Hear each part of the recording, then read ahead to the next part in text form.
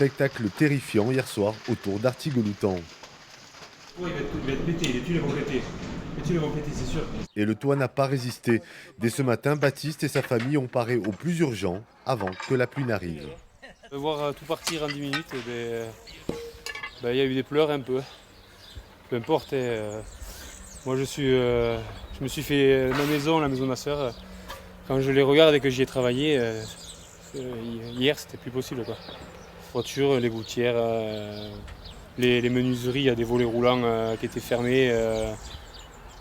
Il va falloir faire le tour complet et bien voir tout ce qui a pris et qui a morflé. Voilà.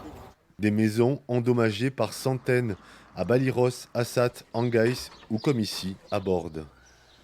Ma priorité, c'est de parer au plus pressé et d'essayer de mettre des bâches ou de remettre des tuiles que j'ai à disposition et pour éviter les infiltrations à l'intérieur de la maison. Chez les maraîchers du secteur, l'orage de grêle aura aussi un impact énorme sur les productions.